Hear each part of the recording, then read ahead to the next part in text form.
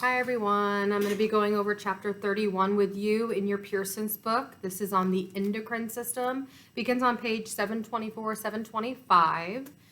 We will be talking about the part of the body, what it contains, as of the glands and the organs that secrete hormones and other substances.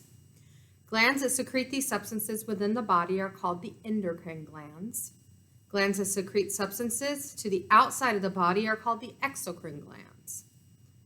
An easy way to remember the difference between endo and exo is to understand the literal translation for them. If you guys look on your page 725 in box 31-1, it talks about endo, which means within. Crin means to secrete, and with the end of it to secrete within. For exo, think of exit or outside of. Crin is to secrete, and when you have that on there, it adds up to the secrete outside of.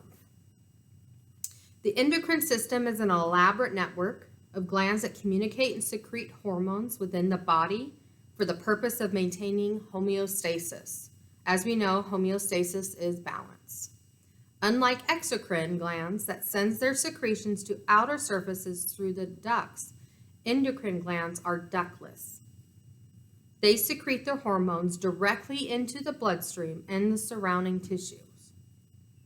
The primary glands of the endocrine system are the pituitary, the pineal, the thyroid, the thymus, the parathyroid, the pancreas, the adrenals, the ovaries in the female, and the testes in the male.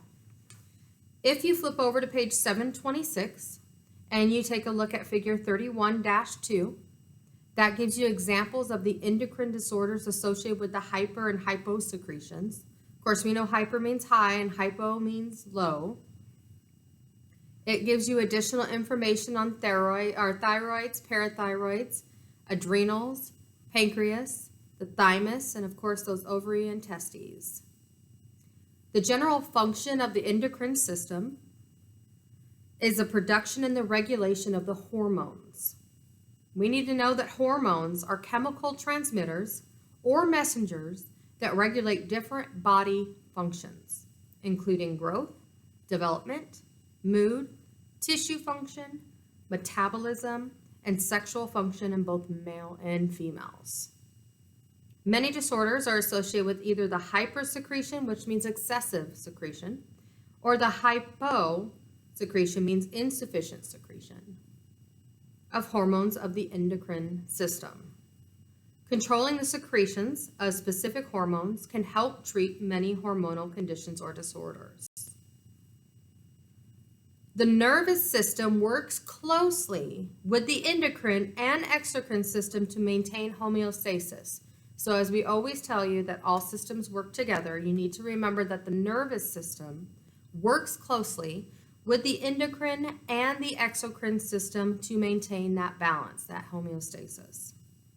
Feedback loops, that's the negative feedback loops and positive feedback loops, are one example of this cooperation between these systems. Our bodies are equipped to respond to internal and external stimuli. So when we talk about negative feedback, it means the body acts to reverse the direction of change to regain or maintain homeostasis. The counter to rise in the body temperature, the nervous system activates the sweat glands and the exocrine system to produce sweat, which helps cool the body and decrease the body's temperature. The body's response to a hot day, for an example, that's your external stimuli, was to produce sweat to cool the body down. Thus, reversing the direction of the change created the external stimulus. Positive feedback encourages stimuli to continue or even accelerate, which also maintains, again, homeostasis